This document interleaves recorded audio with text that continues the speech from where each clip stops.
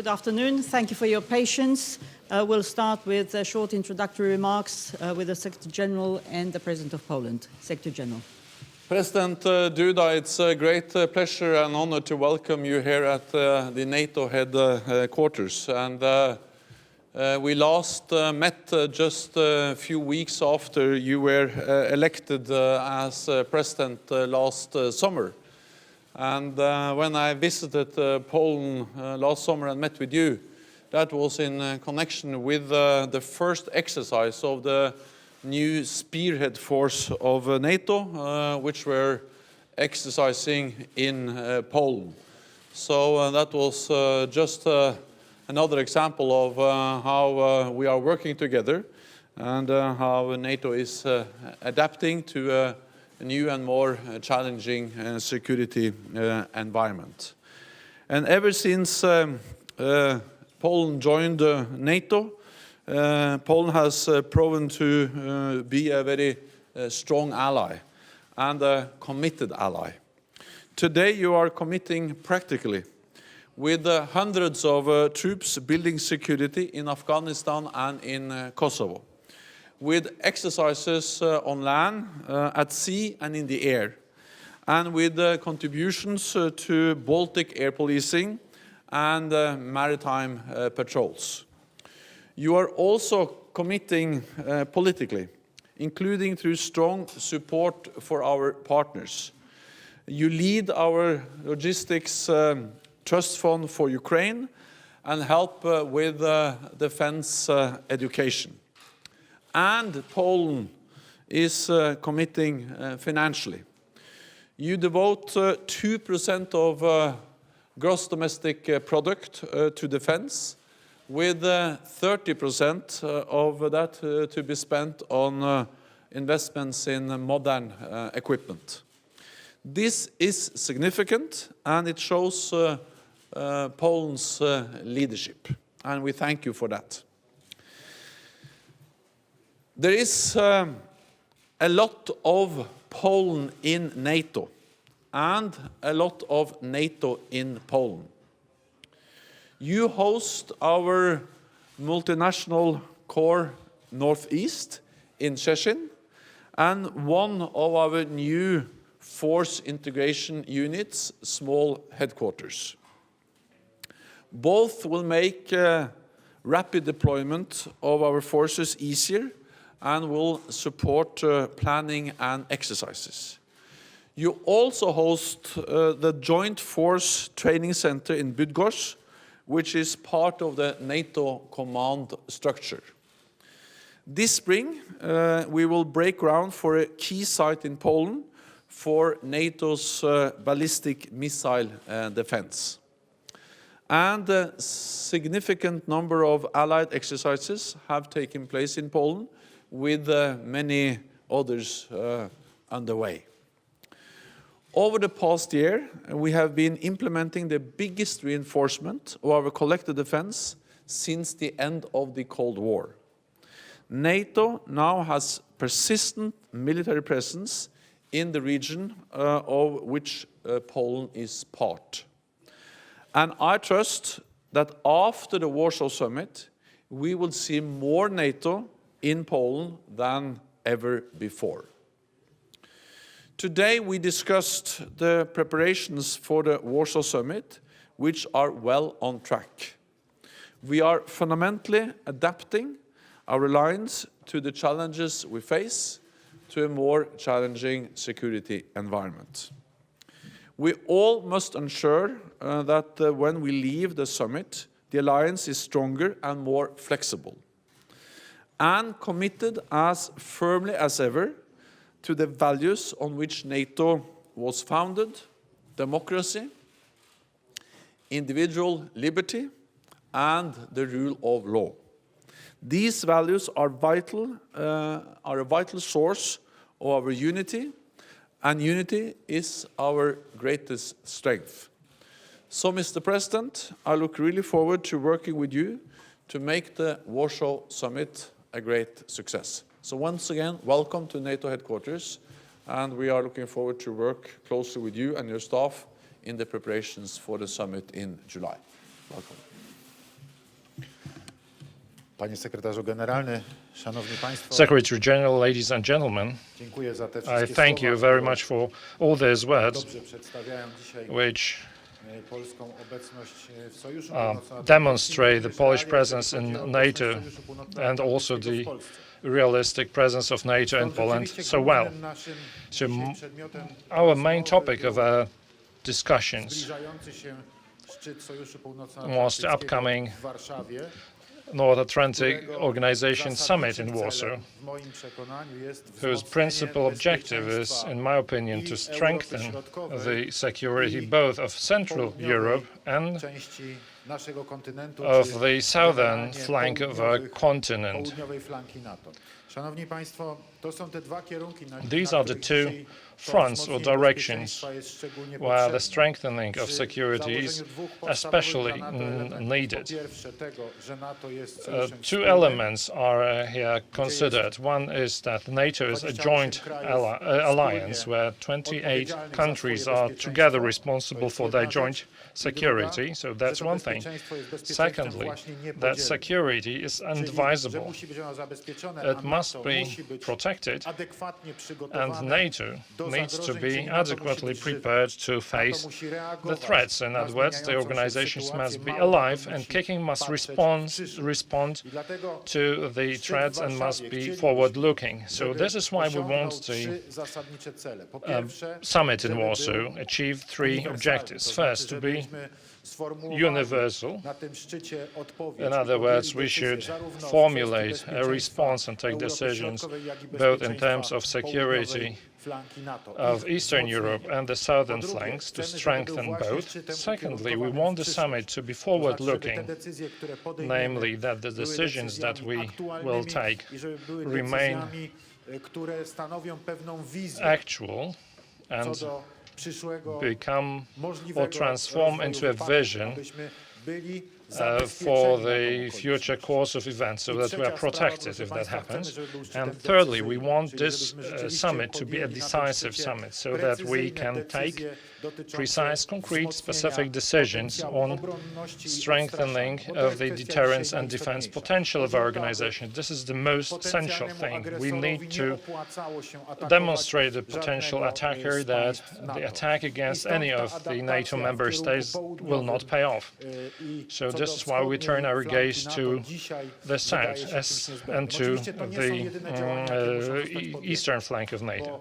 These activities are not the only ones. We should also at the same time remember that today we shouldn't talk about enemies being anywhere. We have certain problems with the security architecture in our parts of Europe, but for that we need dialogue. And first and foremost, I think about the dialogue with Russia. We shouldn't neglect the dialogue, but also we should conduct this dialogue under the current, given the current issues.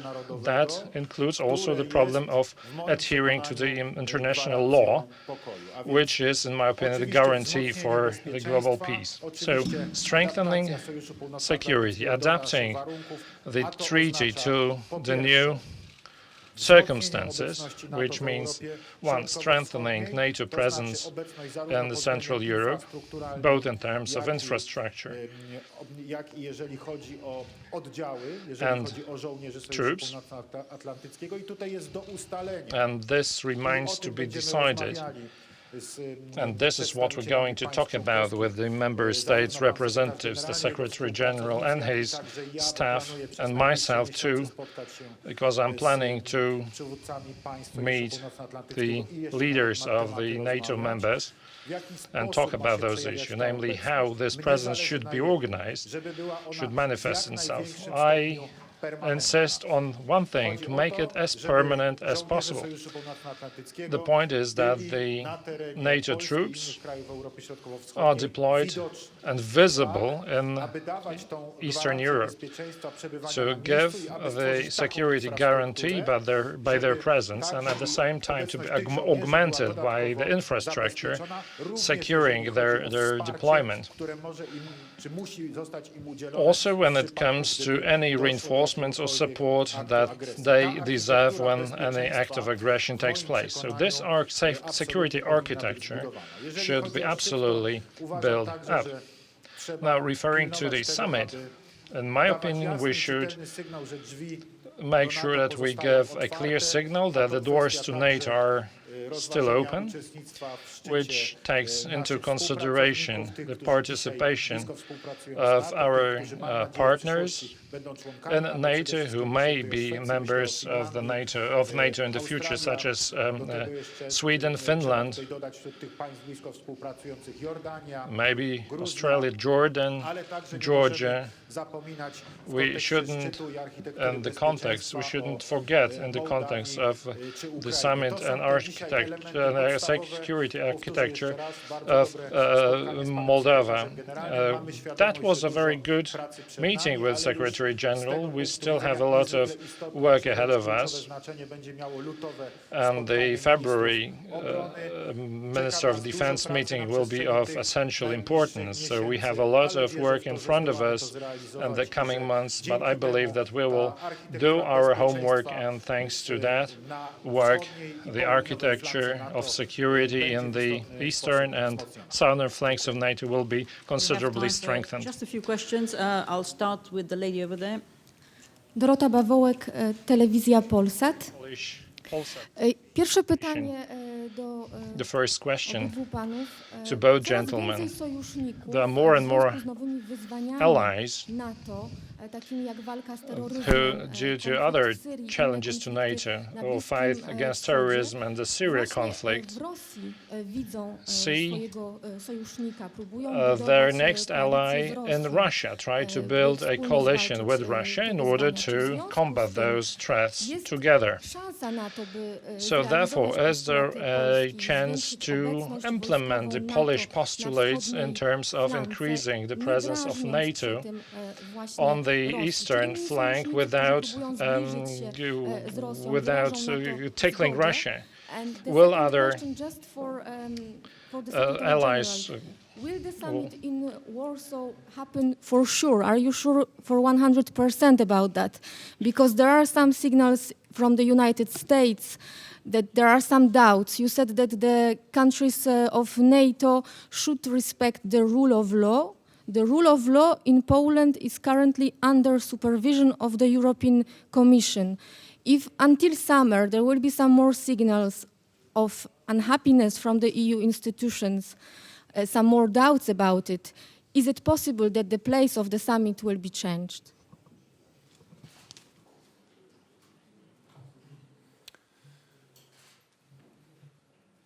The decision to have the next summit in Warsaw was taken by 28 heads of state and government at our last summit in Wales in September 2014. And there is no issue at all to discuss to change that decision. So that decision stands, and we are actually looking very much forward to have the summit in Warsaw, and the preparations are on track. And the President and I, we discussed a wide range of issues which are related in different ways to the preparations for the next summit in Warsaw. So I'm looking forward to the summit in Warsaw in July.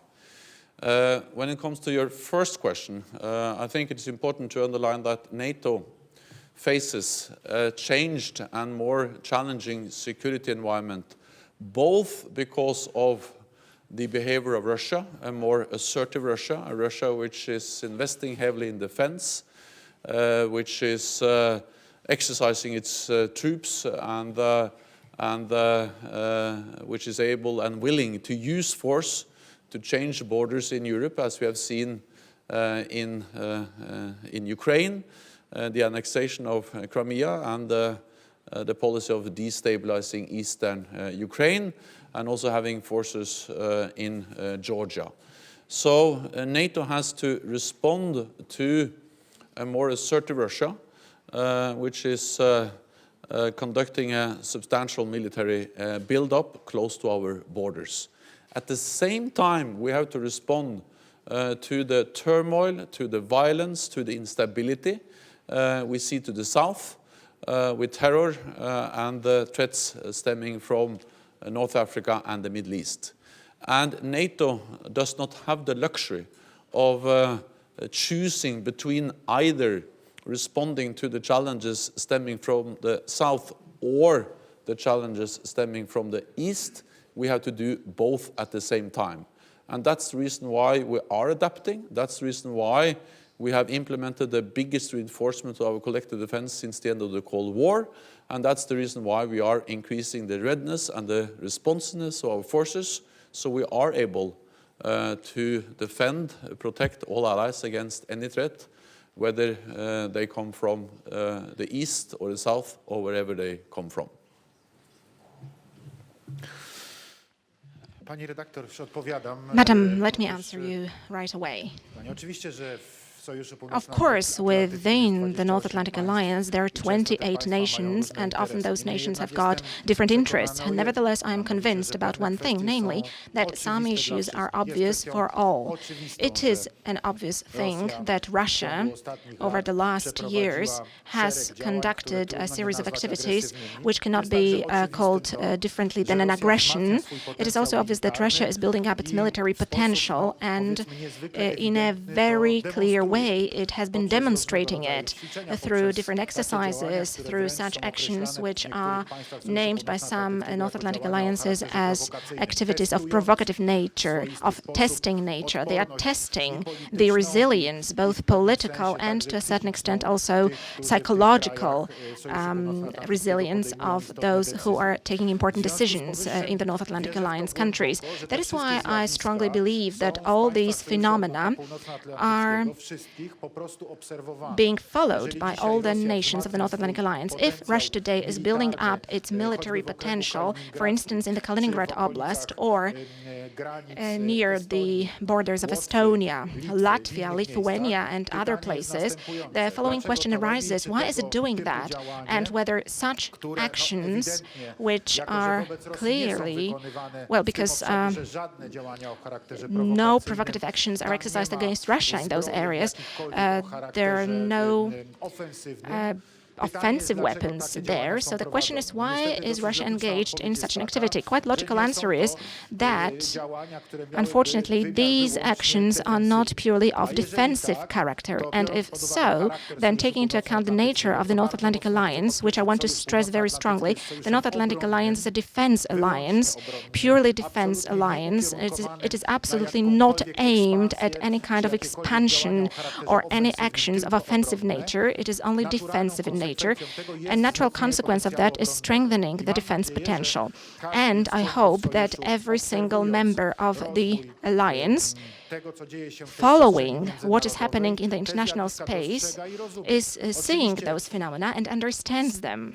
Of course, also, we are seeing situations with a decreased level of security at the southern flank of NATO, and we also need to take adequate action there, action which will strengthen us as far as anti-terrorist actions are concerned, which will strengthen our security vis-à-vis the ISIL. All of these are the elements which in a natural way are outlined in front of NATO. NATO has to face up in an adequate way to all those challenges, and I count on common sense in this respect on the part of the member states, and I count on their approach full of understanding, even from those nations which geographical location is distant from the places which are facing problems and threats today. I'll have just one last question. Wall Street Journal in the center.